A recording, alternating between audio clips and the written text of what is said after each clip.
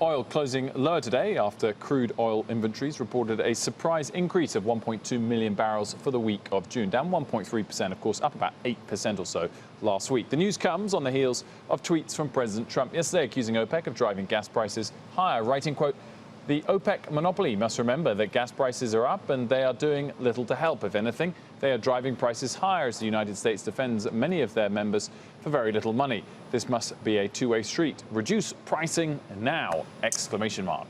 Lots to unpack there. Joining us now to discuss, Kyle Cooper. He's from Ion Energy, and Dan McTeague from GasBuddy.com.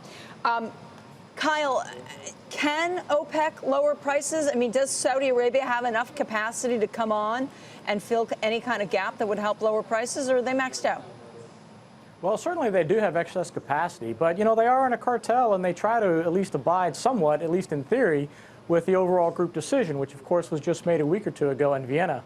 And while OPEC announced a headline increase of about 1 million barrels per day, that was actually kind of across the board. And really only Saudi Arabia, Kuwait, UAE, and maybe Qatar have excess capacity to increase. And if they follow a pro-rata scheme, well then, you know, Saudi Arabia just can't independently raise that by 1 million barrels a day solely. So it becomes a very sticky issue for Saudi Arabia. Is do they want to appease Trump, or do they want to appease their OPEC fellow members? Dan, to what extent are we being driven higher by demand as opposed to whatever OPEC's doing, and particularly domestic demand here in the States?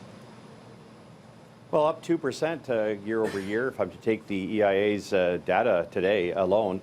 Refineries here in America are going through oil, the likes of which we've not seen for this time of year, certainly the end of June, beginning of July.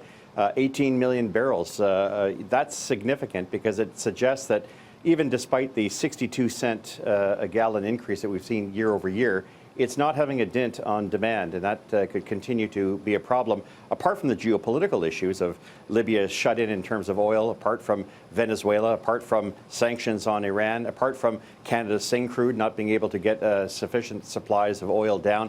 All of these threats do create a prospect of even higher prices going to the new year. And I point out, as you have earlier here, Wilfred, there's been a concern now about another very active year on the meteorological front with hurricanes set to come into our region soon. Why aren't we seeing a decline in demand even as prices go up? Is that a reflection, Dan, of how strong the economy is and how good consumers feel?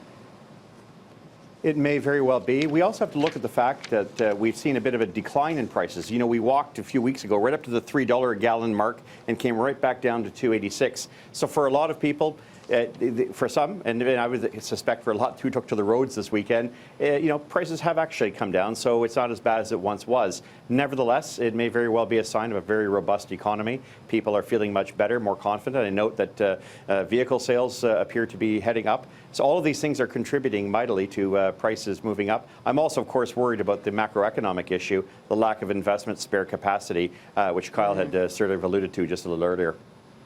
Carl, do you think the trade disputes might ever impinge on this particular sector in terms of shipments of oil around the world? I guess it's not been mentioned once because it's the kind of import or export that people rely on so heavily. Yeah, I mean, you know, that's always a fear. I think it's more going to be from a perception standpoint than a reality standpoint. Realistically, the American consumer and really all the global economies now are driven by petrochemicals. We need it. We want it. As you know, as just alluded to, we continue to demand it. Total petroleum demand reached over 21 million barrels this week. Once again, indicative that we're using it, we're consuming it. Also keep in mind that even though gas prices are up somewhat, as a percent of household income, energy is really way down from years before. So that increase doesn't take nearly the bite that it did back in the 70s when the oil embargo and other times in history. So the American consumer still has disposable income.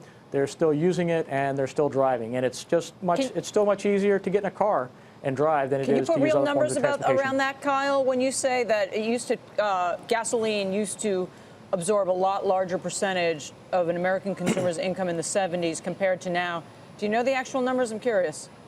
I don't have those off the top of my head, but they are down significantly from, you know, as a percent of household income. Hey there, thanks for checking out CNBC on YouTube. Be sure to subscribe to stay up to date on all of the day's biggest stories. You can also click on any of the videos around me to watch the latest from CNBC. Thanks for watching.